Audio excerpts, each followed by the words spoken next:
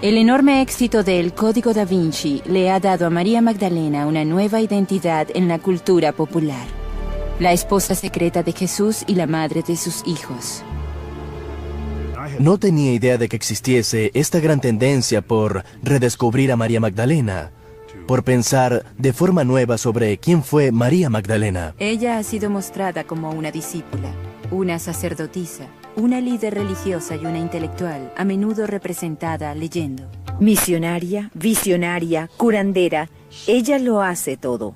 Y por supuesto, y mucho más, se la enfatiza como el apóstol para los apóstoles.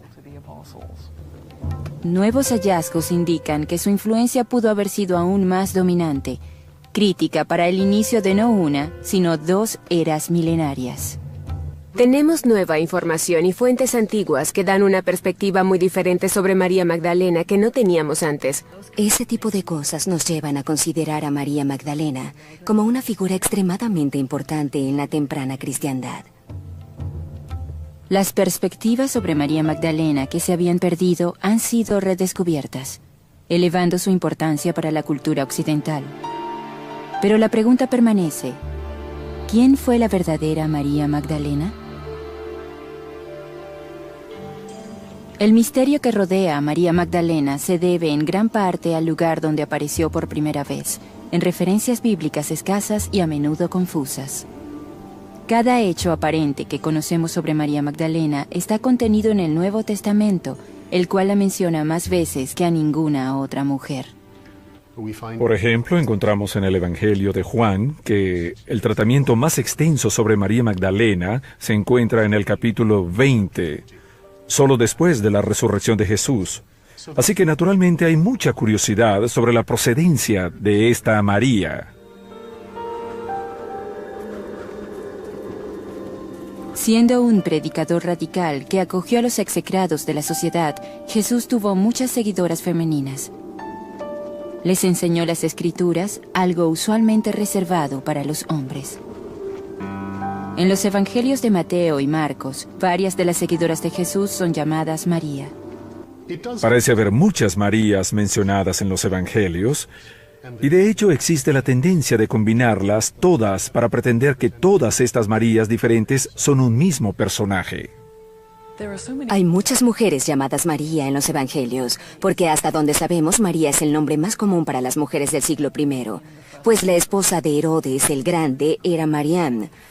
Así que en honor de la esposa de Herodes el Grande, muchas mujeres del siglo I tomaron ese nombre. Una de sus formas era Mariam y otra más corta es María o Mari. Muchos estudiosos creen que el nombre de María Magdalena proviene de Magdala, una aldea pesquera. Migdal es la palabra para torre en hebreo. Así que, por supuesto, algunos entienden que María Magdalena está vinculada al lugar Migdal. Migdal aún existe, pero hay poca evidencia de que María Magdalena, de hecho, proviniese de allí. No existen hechos aquí. Pareciese haber existido una mujer cuyo nombre pudo haber sido María o Mariam del pueblo de Magdala, en el mar de Galilea, que entró en contacto con Jesús. Y al parecer trabajaron juntos en los años siguientes que se describen en los relatos tradicionales de los evangelios. ¿Cómo pudo esta mujer, supuestamente de una próspera aldea pesquera, convertirse en la pecadora más notoria de la Biblia? A pesar de su reputación de varios siglos como mujerzuela, no hay nada en la Biblia que diga que María Magdalena era una prostituta. La confusión existe porque las muchas historias relacionadas con las varias Marías parecen solaparse con la de otra mujer sin nombre identificada como pecadora. María Magdalena comenzó a ser convertida en una prostituta arrepentida desde un periodo muy temprano en cristiandad. Tenemos a todos esos primeros padres cristianos tratando de aclarar quiénes eran esas Marías.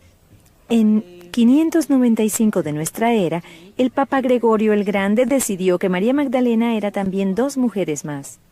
Una mujer no invitada llega a una reunión, llora a los pies de Jesús, los unge, los limpia con sus cabellos y esas cosas. Es perdonada. Es una pecadora bien conocida en la ciudad, así que muchas personas la consideran una prostituta. Y luego otra mujer llamada María Betania, cuya hermana era Marta. Estos personajes fueron amalgamados en uno, María Magdalena. Los estudiosos modernos siguen debatiendo los motivos del Papa Gregorio. ¿Buscaba mostrar a María como pecadora porque las mujeres poderosas amenazaban la iglesia manejada por hombres? ¿O simplemente para simplificar los evangelios? En otro lugar encontramos a María Magdalena como alguien de quien Jesús expulsó un demonio o 7 demonios, que fue la receptora de un exorcismo realizado por Jesús. Eso es inconsistente con la historia de la mujer que unge a Jesús en la casa del fariseo. Pero existe la tendencia de unir todas estas cosas y de sugerir, creo que lamentablemente, que María Magdalena era una prostituta. No hay ninguna evidencia de eso en los evangelios. Si leemos los evangelios, los 7 demonios que son expulsados del hombre no son de la sexualidad, son de la depravación, la enfermedad mental y esas cosas. Pero en el caso de María Magdalena, sus 7 demonios son los 7 vicios. Eso significa que ella es vana, que es habladora, es personificada como la lujuria. Después de que Jesús expulsó los demonios de María, ella se hizo una de sus seguidoras. Ella estaba entre las mujeres que acompañaban a Jesús mientras viajaba y que ayudaban a Jesús en sus necesidades. Estas pocas referencias son todo lo que sabemos de María Magdalena en el Nuevo Testamento hasta llegar a los momentos finales de la vida de Jesús y a su muerte en la cruz. Según los evangelios de Lucas, Marcos y Mateo, María fue una de varias mujeres que presenciaron la crucifixión, pero en Juan, María Magdalena fue la testigo principal que estuvo en la cruz durante su muerte. Quien vio la piedra siendo colocada en su tumba después de que él fue colocado dentro, y quien fue la primera persona en encontrar a Jesús resucitado. La versión de Juan de la resurrección le da a María Magdalena su rol más grande en la pasión. El dramático incidente ha sido representado en su sueño más que en ningún otro momento de la vida de Jesús. En la historia, María Magdalena va a la tumba sola, descubre que está vacía y lo cuenta a los discípulos varones. Ellos la revisan y ella se queda atrás, llorando y lamentándose. Un hombre que ella cree es el jardinero le pregunta por qué llora, y ella le dice que se habían llevado a su señor y que no sabía a dónde. Que si él se lo había llevado, se lo dijera para ir a buscarlo. El hombre que ella supone es el jardinero dice su nombre, María. De pronto ella lo reconoce y dice Raboni, que significa maestro, rabino. Y ese momento de reconocimiento es muy tierno. Él le dice, no me abraces porque aún no he ascendido hasta mi Padre. Es la quintesencia de la expresión de la pasión que María Magdalena siente por seguir a Jesús y su devoción a Él. Luego, Jesús resucitado le ordena que regrese y les cuente a los otros discípulos que Él se ha levantado de entre los muertos. Eso de algún modo la convierte a ella en el apóstol para el resto de ellos. En la siguiente escena, Él sube al cielo, recibe el poder divino de su Padre y regresa. Y respira sobre sus discípulos el Espíritu Santo que les da poder para salir. Y Él les dice, conviértanse en mis discípulos. María Magdalena no estaba incluida. Así que esta historia, de algún modo, demuestra lo opuesto a lo que algunos de nosotros desearíamos. Demuestra por qué María, a pesar de haber sido la primera en ver a Jesús resucitado, después de todo no es una discípula. Así que creo que es un gran misterio pensar que María es glorificada allí. De hecho, creo que Juan está señalando el por qué la tradición ortodoxa se rehúsa firmemente a permitir que ella sea considerada una discípula. A pesar de este detalle impreciso pero convincente, el rol de María Magdalena en los evangelios es uno de los más importantes. Y sin embargo, sería etiquetada como la pecadora más notoria de la cristiandad. ¿Fue una conspiración chauvinista la responsable de convertir a María en una prostituta? Muchas personas están reconociendo que hay un desequilibrio de género que está construido en la estructura de la cristiandad, y María Magdalena se ha convertido en foco de esta controversia. La idea de que la única mujer prominente en el movimiento habría sido una prostituta degrada significativamente a la mujer, así que esa imagen de María la Madre haciéndose prominente de algún modo desvía el poder de María Magdalena y la coloca en el fondo. Así que como mujer, María Magdalena pudo haber tenido tanta autoridad para enseñar como los seguidores varones de Jesús. Así que las personas se preguntan por qué las mujeres han sido excluidas de muchas posiciones de liderazgo en la cristiandad. En el Nuevo Testamento, Jesús aparece solo ante dos discípulos. Uno es Pedro, la otra, María. Es interesante que los relatos que colocan a Pedro en un rol prominente le restan importancia a María Magdalena, y los que ponen a María en el rol prominente le restan importancia a Pedro. Esto sugiere que en la temprana iglesia había rivalidad entre los que apoyaban a Pedro como el apóstol principal y los que apoyaban a María. Pero si apoyabas a María como el apóstol principal, podría sugerir que las mujeres podían tener roles en la iglesia que muchos hombres no querían. Así que vemos esta rivalidad, y las historias donde María es prominente son suprimidas por completo y luego declaradas heréticas. La leyenda de María Magdalena pudo haber mermado en los siglos siguientes, pero no desapareció.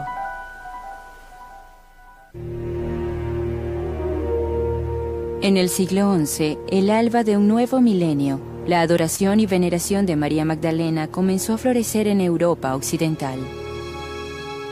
Se hizo particularmente adorada en el sur de Francia, donde se desarrolló un culto entre los cristianos que nunca aceptaron su identidad como una prostituta.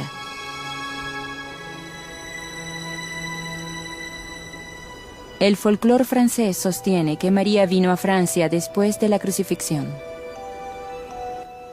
¿Por qué surgió la leyenda de María Magdalena en Francia? No estoy segura. Pero uno de los aspectos interesantes es que ella subió a un bote sin timón y acabó en el sur de Francia. Realmente empujada por Pedro hacia ese bote sin timón. Me gusta eso de no tener timón. La leyenda de María Magdalena también estaba unida a un grupo de creyentes píos, los catares, quienes literalmente murieron por sus creencias. Tenían una vasta influencia en centros por toda Europa occidental y en el Medio Oriente. Se pensaba que guardaban el Santo Grial y sus tesoros, resguardados en su lugar de meditación en el tope de una montaña, Montségur. Creían que Jesús era un hombre, un humano de carne y hueso que fue eclipsado por un principio cósmico, el Cristo. Y el Cristo le permitió a Jesús el hombre hacer cosas milagrosas. Y cuando fue crucificado, el Cristo había cumplido su misión. Así que dejó al hombre. Sucede que Jesús sobrevivió a la crucifixión y después se casó con María Magdalena. Ellos describían despectivamente a María Magdalena como la concubina de Jesús, y esa era su actitud hacia ella. Las especulaciones sobre la relación de los catares con el Grial solo se ha profundizado con el tiempo. Antes de que los sacerdotes catares restantes fueran exterminados como herejes, lograron sustraer un tesoro, no de oro o joyas, sino algo mucho más precioso. ¿Pudo haber sido el secreto del propio Grial? En Francia, la leyenda del Santo Grial cambia sorprendentemente de un cáliz a la propia María Magdalena. Casada secretamente con Jesús, María llevaba el más sagrado de todos los linajes en su vientre. Una versión de la leyenda francesa dice que María fue primero a Egipto, luego navegó hacia Francia con Lázaro y las dos hermanas de este, María y Marta, y su sirviente egipcia llamada Sara. Llegaron a una pequeña aldea, Maris de la Mer, en la costa sur.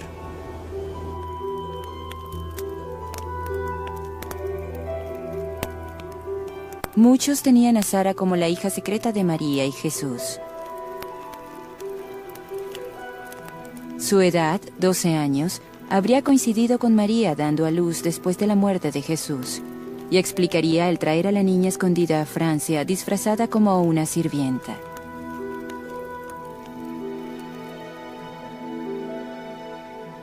La leyenda continúa diciendo que Sara se convirtió en la primera en el linaje de los reyes franceses, un linaje que, según se dice, aún sobrevive. Hoy Santa Sara, en ocasiones asociada con la Madonna Negra, es venerada por los gitanos y otros que mantienen una profunda conexión emocional con ella. La historia es otra de las muchas leyendas del Santo Grial. Esta vinculación de María Magdalena con el Santo Grial es algo que existe en la historia medieval. Existe en la literatura histórica romántica de los siglos XVIII y XIX. Y es mejor conocida por el trabajo llamado Sangre Santa, Santo Grial, que es un libro de principio de los años 80 que une varias de estas leyendas francesas y declara a la propia María Magdalena como el Santo Grial. Esta es la historia que encontró Dan Brown y que reinterpretó y unió a la textura de El Código da Vinci. No existen referencias al Santo Grial en la literatura bíblica. Es una invención medieval.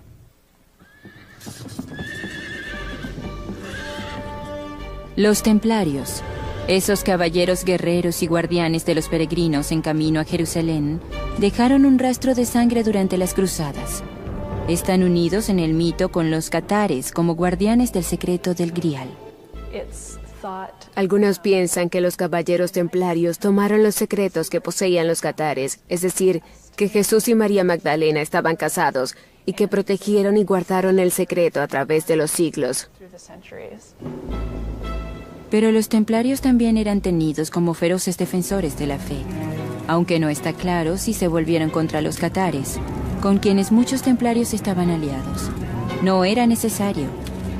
El ejército del Papa Inocente III mató a casi 20.000 catares solo en el pueblo de Béziers.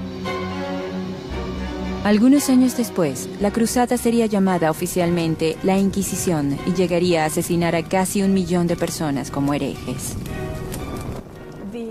La propia Inquisición se formó en respuesta a la herejía de los catares. Se inició una cruzada en Europa contra los catares para eliminar la herejía, y la Inquisición se formó como un modo de desarraigar la herejía sin entrar en una guerra total. En el corazón del país Catar, una pequeña aldea rodeada por castillos templarios se convirtió en la posible ubicación del secreto más grande de la historia, la fuente y el verdadero significado del Grial. En 1885, Béranger Saunier, un sacerdote del pueblo de Reims-le-Château, descubrió documentos que contienen información cifrada y que algunos creen guardan la verdad sobre María y Jesús. Según la leyenda, el secreto de Saunier ofrecía pruebas de que María Magdalena era el Santo Grial y que llevó a Francia a un niño que inició el linaje merovingio de reyes franceses. Saunier los llevó a París para ser descifrados. Al regresar a su parroquia, de pronto pasó de un estado de pobreza a una extrema riqueza. ¿Acaso la iglesia compró su silencio? ¿O acaso el sacerdote inventó la historia del documento secreto para esconder el hecho de que vendía las misas y se guardaba el dinero? El sacerdote de ese pueblo, responsable de este engaño, historia o mito, como quieran llamarlo, era llamado Saunier. Y ese es el nombre que Dan Brown le da al curador del Louvre, quien fue encontrado muerto con la forma del hombre de Vitruvio en la escena inicial de El Código da Vinci.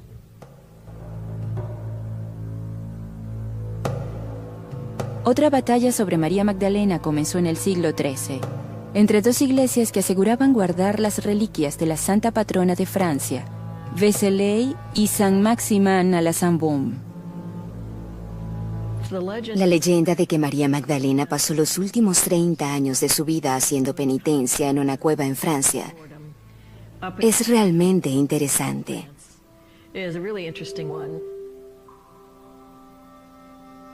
Ella vive aquí en penitencia y no come durante 30 años.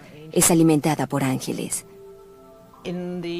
A mediados del siglo XI, Vézelay, la iglesia en Francia, había escuchado la historia y ubicó la cueva donde ella vivió y aseguraron tener sus reliquias.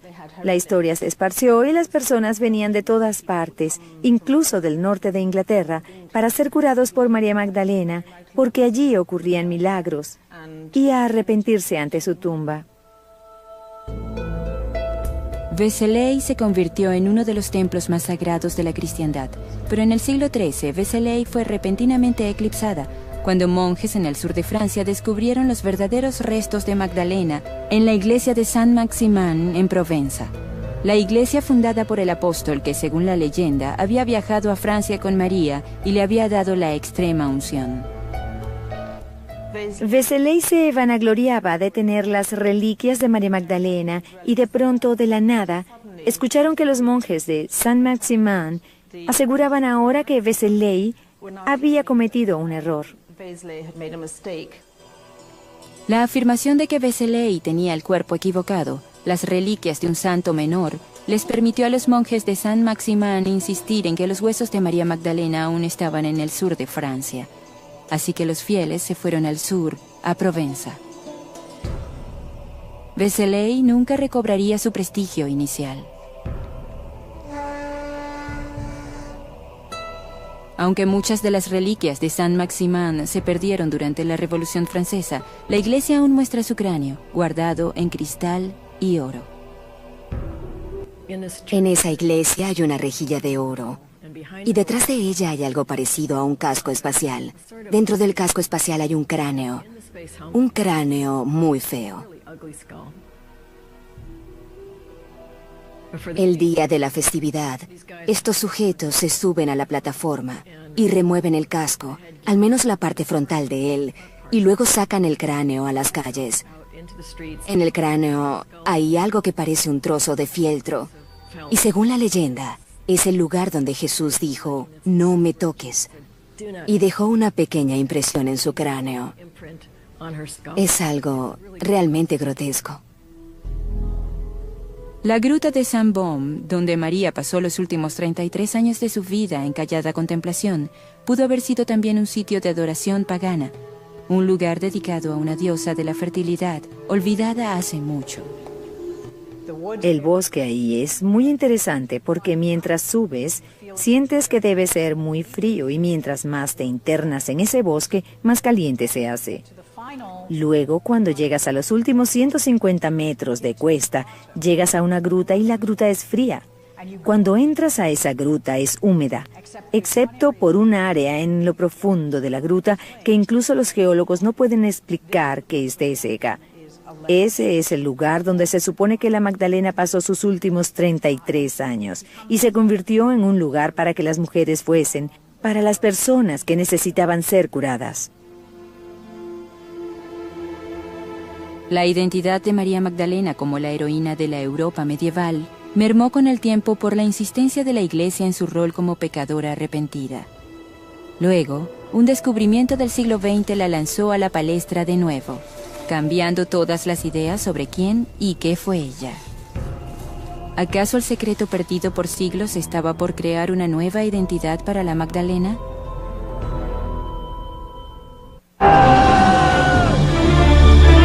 Aureliano recurre al dios de los soldados y logra restaurar al imperio, pero lo asesinan antes de que su trabajo eche raíces. Ahora surge un hombre que elimina a sus rivales y une al imperio bajo la señal de un nuevo dios, Constantino. Roma, auge y caída. Esta noche por History.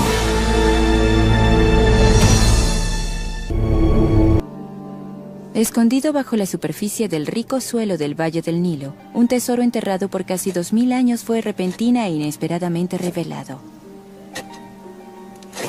En 1945, un granjero en Egipto, excavando por fertilizantes en un risco, descubrió un enorme jarrón de casi 2 metros.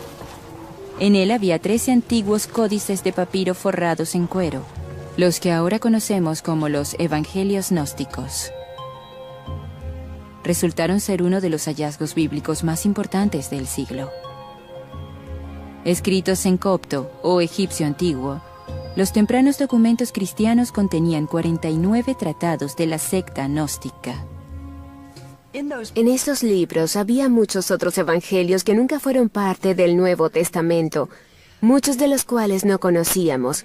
Sabíamos que en el mundo antiguo hubo muchos evangelios, pero fueron enterrados, destruidos, quemados por líderes de la iglesia, que los consideraban el tipo de herejía más abominable. Sí que nunca supimos lo que decían los herejes, solo sabíamos que eran terribles y ahora los escuchamos decir sus propias palabras.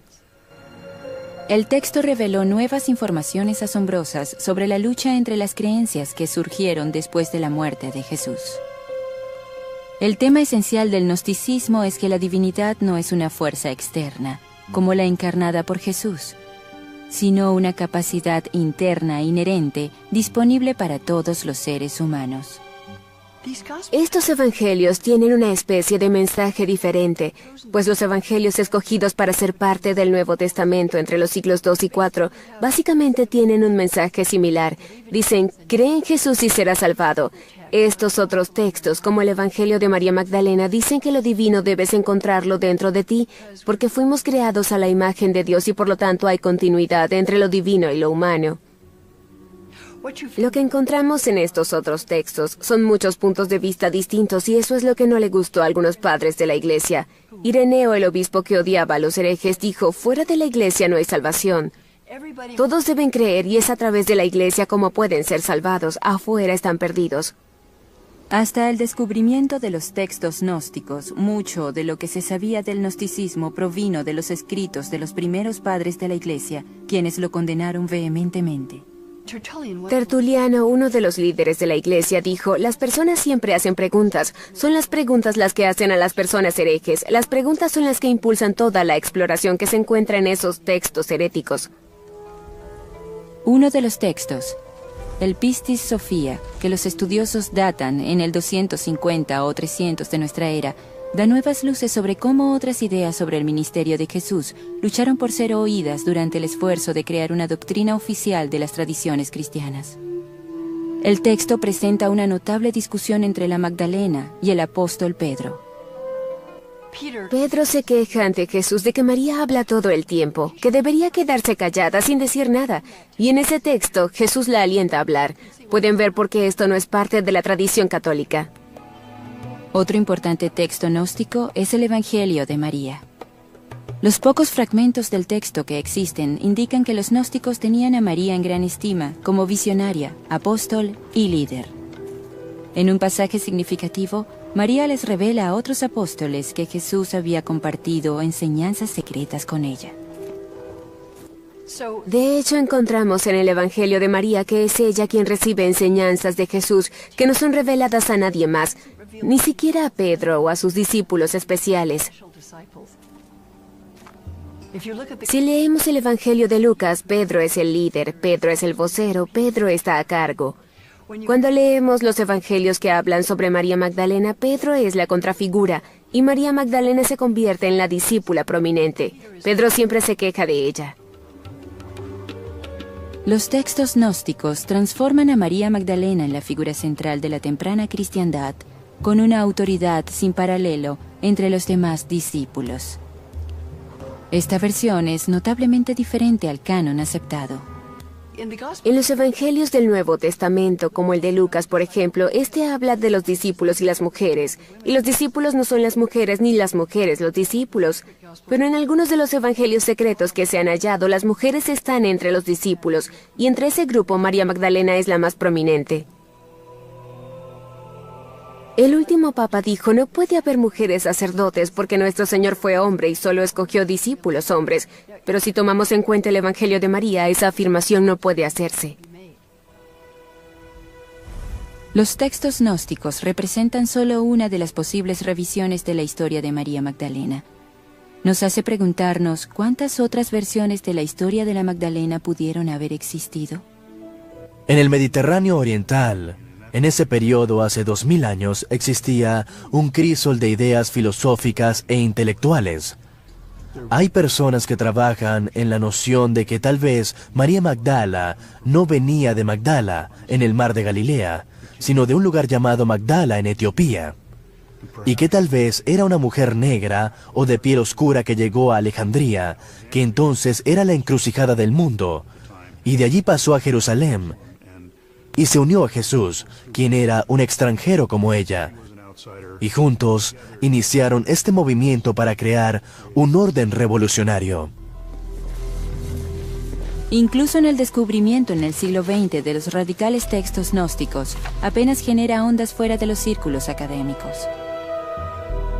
Se requería una obra de ficción de gran éxito para catapultar a María Magdalena de vuelta a la palestra. La relación entre Jesús y María Magdalena ha sido muy debatida desde los primeros días de la cristiandad. Este tema provocativo nuevamente ha iniciado una tormenta de discusiones. En el Código da Vinci, Dan Brown hace una afirmación extraordinaria que invierte lo que sabemos de los textos fuera del canon. Convierte textos como el Evangelio de María y el Evangelio de Felipe en documentos históricos. ¿Por qué? Porque mantienen evidencias de un matrimonio entre Jesús y María Magdalena. Eso pone de cabeza cada pieza del trabajo académico que hemos realizado en los últimos 2000 años. El Evangelio de Felipe, un texto gnóstico, describe el amor entre Jesús y María que pudo haber sido sexual. La mayoría de los líderes judíos, casi todos 98-99%, eran casados y tenían hijos, seguían el mandato bíblico de crecer y multiplicarse. Era una convención aceptada. Si eras un hombre de 32 años, como se describe a Jesús en los evangelios aceptados, el ser casado y tener hijos. Así que muchos estudiosos observan la evidencia cultural de que si Jesús era un ser humano real, y si provenía de la cultura judía, casi con certeza habría estado casado. ¿Y con quién se habría casado más que con esta María Magdala, que se menciona 12 veces por su nombre en los evangelios aceptados, que está en todos los lugares importantes en la historia de Jesús? Creo que la razón del interés por hacer de María Magdalena la señora de Jesús o su amante, en parte tiene que ver más con Jesús que con María Magdalena. Es decir, si va a ser un sujeto real, debe tener una mujer, ¿cierto? Y es otro modo de usar a una mujer para pensar en un hombre. ¿Qué tan posible es que María Magdalena compartiese una relación más profunda con Jesús, como sugiere el Nuevo Testamento? La escena de la unción, que a menudo muestra a María sosteniendo un jarro de alabastro, podría contener importantes pistas simbólicas. La idea de que una mujer toque los pies de un hombre es una especie de gesto erótico o semierótico, limpiándolos con su cabello. Es una escena muy sexy. Por lo tanto, asumen que esto indica que esa mujer, a quien erróneamente identifican con María Magdalena, está casada con Jesús. Algunas personas ven el ritual de la unción que está presente en los 4 evangelios como una reminiscencia de los rituales de hieros gamos que tuvieron lugar en la región de Mesopotamia.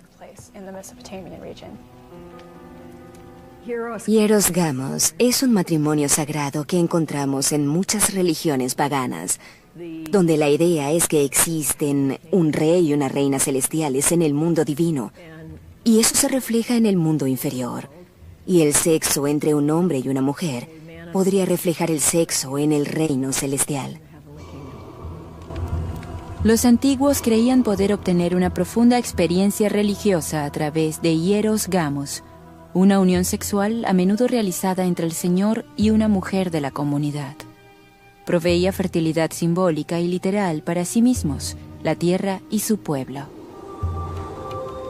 Pero ¿existe evidencia de que María Magdalena y Jesús fueron más que compañeros sexuales simbólicos? El Evangelio de Felipe contiene un pasaje muy provocativo donde dice que Jesús amaba a María Magdalena más que a cualquier otro discípulo y acostumbraba besarla en... Y el texto se rompe, de hecho, pero muchas personas creen que la boca es la frase apropiada para colocar en ese espacio en blanco. En el propio texto se sugiere que Jesús y María Magdalena son una pareja. Pero la sugerencia allí es que ella representa al Espíritu Santo y que ella es una manifestación del aspecto femenino de lo divino.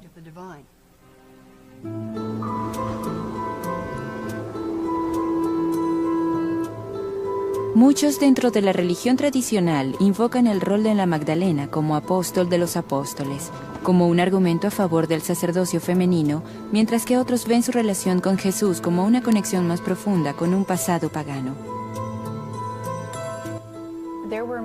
Hubo religiones misteriosas en el Imperio Romano y en algunas de esas religiones se veneraban diosas. Algunos creen que había sacerdotisas o prostitutas sagradas que realizaban los rituales de estas diosas.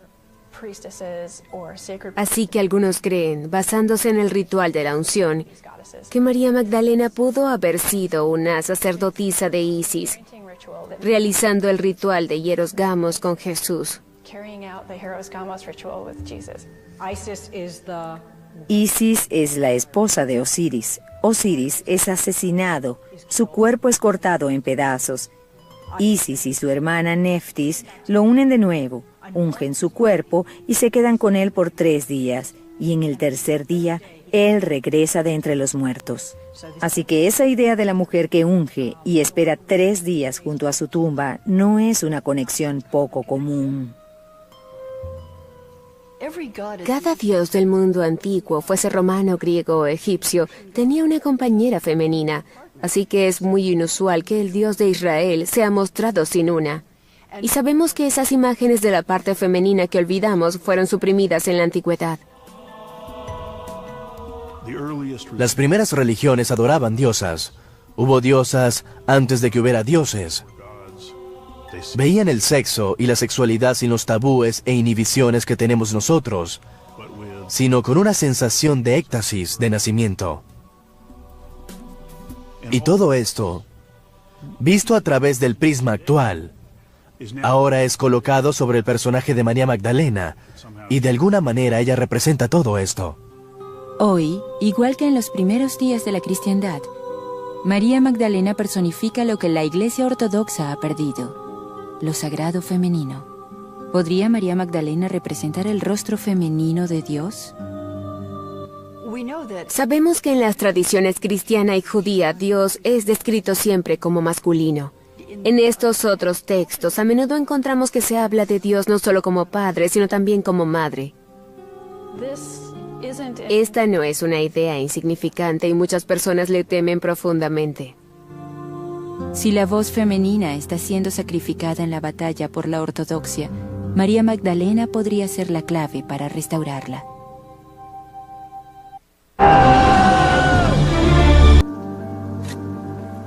El descubrimiento de los evangelios gnósticos y la sorprendente imagen de María Magdalena como una líder poderosa entre los apóstoles ha tenido un impacto importante en las mujeres de la cristiandad tradicional.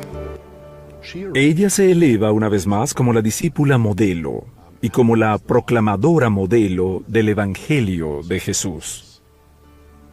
María Magdalena es lo suficientemente tenaz para no rendirse. Cuando todos los otros discípulos se habían ido, ella no. ¿Acaso no personifica eso la tradición de devoción absoluta más allá de la tumba?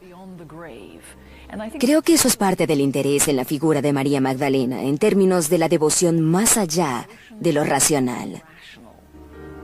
La Iglesia finalmente accedió a representar a María Magdalena bajo una luz diferente. En 1969 el Vaticano rectificó el concepto errado que el Papa Gregorio tenía de ella como pecadora y comenzó a referirse a ella como una discípula de Cristo. Ellos piensan que ese rol que tiene María Magdalena como apóstol de los apóstoles, como la primera en experimentar la presencia de Jesús resucitado, es ciertamente relevante para nuestra época.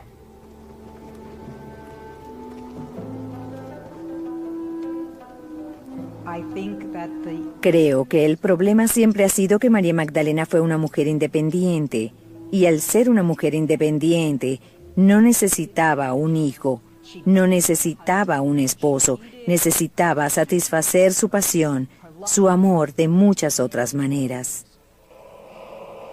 Parte de la resistencia de la religión tradicional podría provenir del hecho de que la imagen de María, como una prostituta redimida, ha sido beneficiosa por siglos para incontables mujeres. La imagen de María Magdalena como una pecadora arrepentida fue una ficción, pero de algún modo fue una ficción terapéutica. Durante 1400 años, las mujeres y los hombres, pero principalmente las mujeres, no han logrado alcanzar el estándar que les ha impuesto la Iglesia, específicamente en cuanto a su sexualidad. Les dieron una virgen como modelo a seguir y la mayoría no puede alcanzar ese estándar, así que están en una situación en la que siempre serán pecadoras. Las personas pueden ver a María Magdalena y lo han hecho y aún lo hacen, de un modo que les permite decir, si María Magdalena pudo salvarse, entonces yo también podré. Cuando pensamos en María Magdalena como prostituta, no deberíamos apresurarnos en desechar eso, pues de hecho muchas personas despreciadas han encontrado acceso a la religión cristiana a través de esto. Hay estudios feministas que verían muy positivamente el uso de la sexualidad de una mujer para obtener ganancias, y otras personas lo verían como una elección trágica. Pero el hecho de que María Magdalena fuese asociada con prostitutas, a pesar de que es parte de una leyenda, creo que no lo debemos olvidar. Ella fue una pecadora. Ella fue como todos nosotros. Podemos llegar a ella de un modo que no podemos hacer con la prístina y virginal María de Nazaret. Podemos llegar a ella de un modo en que no podemos llegar a San Pedro o San Pablo, incluso de un modo en que no podemos llegar a Jesús de Nazaret desde una posición de fe. Pero aquí está una mujer que nos entiende. Ella es alguien que ve, oye, siente, toca y huele todo lo que nosotros. No necesitamos ningún otro santo que haga eso. El rol impuesto a María Magdalena a través del tiempo ha variado más que ninguna otra figura bíblica. El rol que tiene ahora podría ser el más grande. Ella es un modelo para el apostolado, el liderazgo, el valor, la fidelidad y el poder femeninos.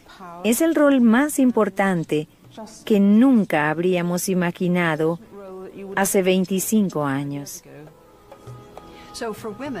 Para las mujeres, ella se convierte en la personificación de un sentido de espiritualidad femenina que de otro modo está realmente suprimido de la tradición cristiana. Así que creo que no se trata de si ella es un personaje histórico o alguien que surge de la imaginación religiosa de muchas personas. Creo que es ambas cosas. En la cultura popular, María Magdalena se ha convertido en una celebridad global, con una nueva y vasta audiencia creada por su estrellato en el Código da Vinci. Es interesante que hoy veamos la identidad de apóstol y la de novia de Cristo, simbólica y literalmente siendo revividas. Y hoy estamos en una posición muy similar a la que estábamos en los primeros siglos de la cristiandad. Estamos reinventando a María Magdalena, pero lo interesante es que la estamos reinventando con viejas identidades. Es como tener una fotografía en la que una de las imágenes principales ha sido borrada. Y ahora vemos que de hecho esa imagen estuvo allí desde el principio y reconocemos que es parte de la tradición que conocemos.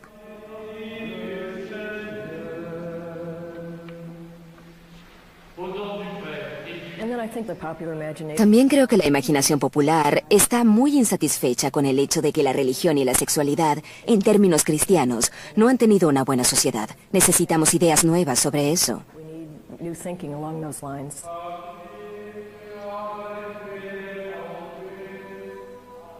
Para los buscadores espirituales, fuera de la religión tradicional, María Magdalena ha sido recreada como una campeona simbólica que busca traer balance y sanación a un mundo orientado a lo masculino. Creo que María Magdalena, en el siglo XXI, es realmente quien queramos que sea.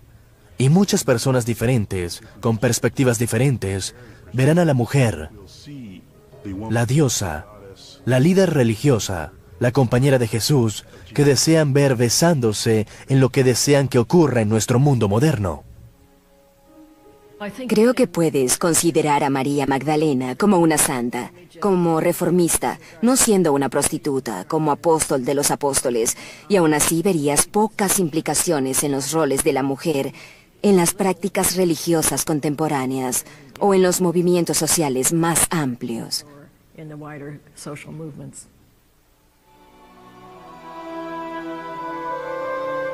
Incluso al proyectar todas estas nuevas y viejas identidades sobre uno de los íconos más complejos de la cristiandad, María Magdalena es ahora, y siempre lo ha sido, exactamente lo que hemos hecho de ella. Para mí, María Magdalena es una mujer profeta. Ella continúa esa voz profética que nos hace colocarnos dentro, pero un poco fuera de la tradición cristiana, que la hace en una figura fascinante y enigmática. María Magdalena, para esta época, es la heroína de acción, por involucrarse, por votar correctamente, por informarse y por ponerse en acción. Y por una integración o fusión de lo erótico, lo espiritual y lo intelectual. Para mí, María Magdalena no es una diosa y no es una figura de una santidad tan profunda que la haga inalcanzable. Es más como una hermana. Tuvo buenos momentos y malos momentos y encontró lo que buscaba. Esa es mi María Magdalena. Mi imagen de María Magdalena es de fuerza, valor, fidelidad, pasión. Ella personifica todas las virtudes femeninas de las que fue privada por tanto tiempo. Es la personificación de la verdadera humanidad femenina. Bien sea que veamos a María Magdalena como una pecadora, la seguidora más amada por Jesús, o una líder de la temprana iglesia cristiana, ella siempre ha sido lo que las personas han querido y han necesitado que sea.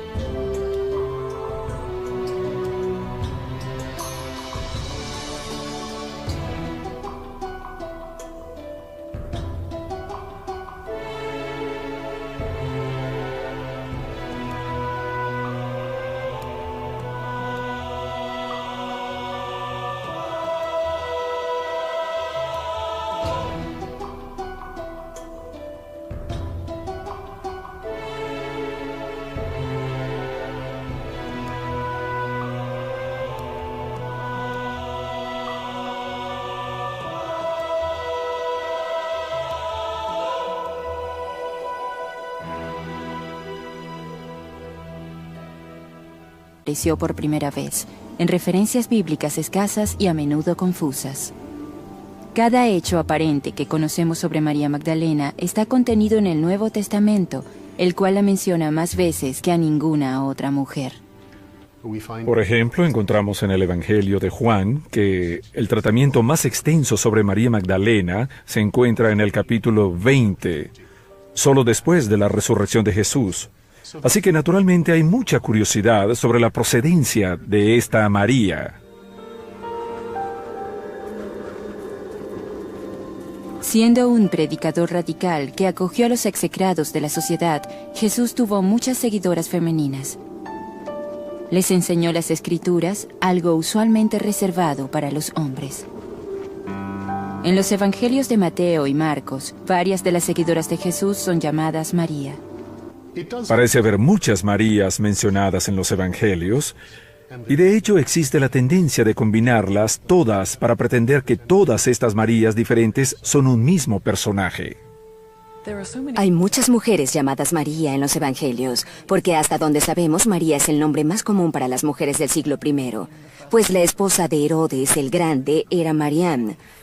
Así que en honor de la esposa de Herodes el Grande, muchas mujeres del siglo I tomaron ese nombre.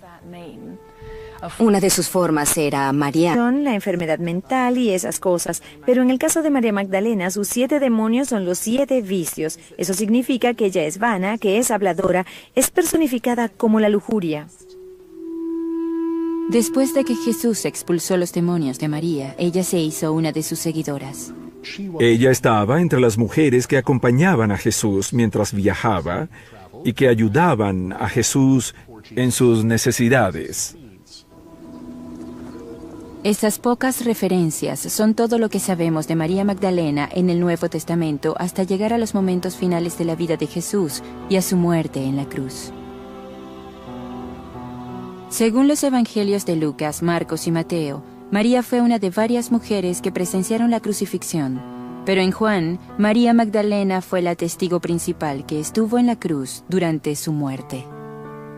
Quien vio la piedra siendo colocada en su tumba después de que él fue colocado dentro, y quien fue la primera persona en encontrar a Jesús resucitado. La versión de Juan de la resurrección le da a María Magdalena su rol más grande en la pasión.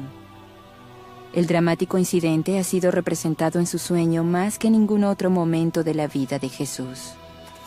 En la historia, María Magdalena va a la tumba sola, descubre que está vacía y lo cuenta a los discípulos varones.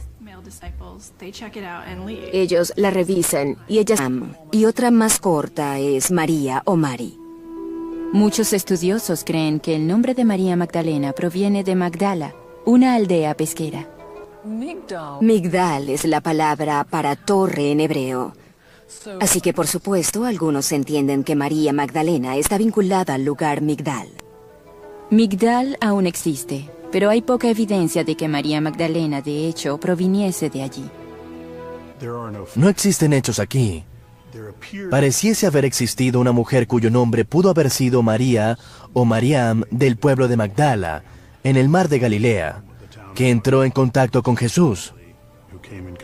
Y al parecer trabajaron juntos en los años siguientes que se describen en los relatos tradicionales de los evangelios. ¿Cómo pudo esta mujer, supuestamente de una próspera aldea pesquera, convertirse en la pecadora más notoria de la Biblia? A pesar de su reputación de varios siglos como mujerzuela, no hay nada en la Biblia que diga que María Magdalena era una prostituta. La confusión existe porque las muchas historias relacionadas con las varias Marías parecen solaparse con la de otra mujer sin nombre identificada como pecadora. María Magdalena comenzó a ser convertida en una prostituta arrepentida desde un periodo muy temprano en cristiandad. Tenemos a todos esos primeros padres cristianos tratando de aclarar quiénes eran esas Marías. En 595 de nuestra era, el Papa Gregorio el Grande decidió que María Magdalena era también dos mujeres más. Una mujer no invitada llega a una reunión, llora a los pies de Jesús, los unge, los limpia con sus cabellos y esas cosas. Es perdonada. Es una pecadora bien conocida en la ciudad, así que muchas personas la consideran una prostituta. Y luego, otra mujer llamada María Betania, cuya hermana era Marta. Estos personajes fueron amalgamados en uno, María Magdalena. Los estudiosos modernos siguen debatiendo los motivos del Papa Gregorio. ¿Buscaba mostrar a María como pecadora porque las mujeres poderosas amenazaban la iglesia manejada por hombres? ¿O simplemente para simplificar los evangelios? En otro lugar encontramos a María Magdalena como alguien de quien Jesús expulsó un demonio o 7 demonios, que fue la receptora de un exorcismo realizado por Jesús. Eso es inconsistente con la historia de la mujer que unge a Jesús en la casa del fariseo. Pero existe la tendencia de unir todas estas cosas y de sugerir, creo que lamentablemente, que María Magdalena era una prostituta. No hay ninguna evidencia de eso en los evangelios. Si leemos los evangelios, los 7 demonios que son expulsados del hombre no son de la sexualidad, son de la depravación. El enorme éxito del Código da Vinci le ha dado a María Magdalena una nueva identidad en la cultura popular. La esposa secreta de Jesús y la madre de sus hijos. No tenía idea de que existiese esta gran tendencia por redescubrir a María Magdalena, por pensar de forma nueva sobre quién fue María Magdalena. Ella ha sido mostrada como una discípula, una sacerdotisa, una líder religiosa y una intelectual, a menudo representada leyendo. Misionaria, visionaria, curandera, ella lo hace todo. Y por supuesto, y mucho más, se la enfatiza como el apóstol para los apóstoles. Nuevos hallazgos indican que su influencia pudo haber sido aún más dominante. crítica para el inicio de no una, sino dos eras milenarias. Tenemos nueva información y fuentes antiguas que dan una perspectiva muy diferente sobre María Magdalena que no teníamos antes. Ese tipo de cosas nos llevan a considerar a María Magdalena como una figura extremadamente importante en la temprana cristiandad. Las perspectivas sobre María Magdalena que se habían perdido han sido redescubiertas, elevando su importancia para la cultura occidental. Pero la pregunta permanece: ¿quién fue la verdadera María Magdalena? El misterio que rodea a María Magdalena se debe en gran parte al lugar donde apareció